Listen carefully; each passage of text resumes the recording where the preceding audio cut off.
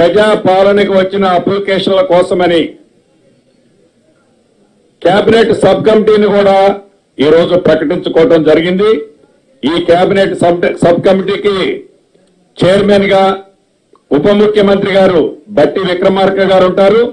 దాంట్లో IT and industry minister Sridhar Babu గారు, నేను అంటే మేము housing and revenue and I and PR మంత్రిగా మేమిద్దరము దాంట్లో సభ్యులుగా, ముఖ్యులైన అధికారులు కూడా దాంట్లో సభ్యులుగా ఈ కమిటీలో ఉంటారు. ఈ కమిటీ యొక్క విధి విధానాలేంటి, ఈ కమిటీ ఎలా ఈ 6 పథకాలు ప్రజలకు చేర్చే దాంట్లో ఈ వచ్చిన అప్లికేషన్ లో జెన్యూనిటీని పరిశీలించి అర్హులైన వారు ఎవ్వరిని కూడా మిస్ కాకుండా ఉండే విధంగా డేటాని పూర్తిగా సేకరించిన దాన్ని కంప్యూటర్లో భద్రపరిచి దానిని అర్హులైన వారికి ఈ పథకాలని ఇచ్చే ప్రణాళిక ఈ కమిటీ తీసుకొని ఈ కమిటీలో చర్చించిన తర్వాత కేబినెట్ లో దాన్ని ఎమ్మటే ఇంప్లిమెంటేషన్ చేసే కార్యక్రమాన్ని కూడా చేపట్టబోతున్నాం.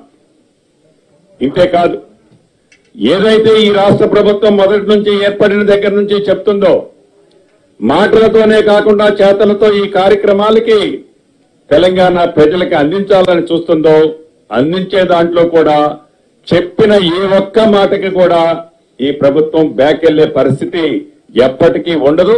పూర్తి నమ్మకం విశ్వాసము ప్రజలకు ఉంది. ప్రతిపక్షం వారికి అప్పుడే నెల రోజులు కూడా కాల అప్పుడే వారి పవరు ఇంకా ఎప్పుడు లాక్కోవాలని ఆవులాడుతున్నారు. చాలా నవ్వొస్తుంది. పూర్తి మ్యాండేటరీ కాంగ్రెస్ పార్టీకి ప్రజలు ఇచ్చారు. కొద్దిగా ఓపిక పట్టండి. ప్రతి విమర్శ చేయడానికి ముందు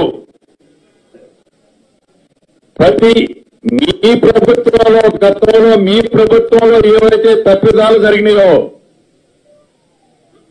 ఆ తప్పిదాలని ఈ ప్రభుత్వంలో జరుగుతున్నట్టు చూపిస్తే ప్రతి ఆధారంతో సహా ఈ ప్రభుత్వం బయట పెట్టడానికి సిద్ధంగా ఉంది. మాటలతో కాదు, ప్రతి డాక్యుమెంట్ ని కూడా ప్రజల ముందు పెట్టడానికి ఈ ప్రభుత్వం ఉంది. అప్లికేషన్లు తీసుకున్నాం, అయిపోయిందని మేము చెప్పటంలా ఈ రోజు ఇంకా మా భుజాల మీద ఇంకా మరింత బరువు ఎత్తుకొని ప్రజలకు చెప్పిన ప్రతి మాటని, ప్రజలకు ఇచ్చిన ప్రతి వాగ్దానాన్ని చిత్తశుద్ధితో ఈ ప్రభుత్వం చేసి చూపిస్తుంది.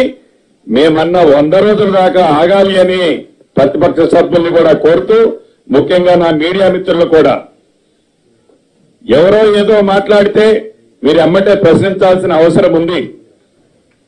దాన్ని ఏదో 30 రోజుల్లోనో 40 రోజుల్లోనో ఈ ప్రభుత్వం అప్పుడే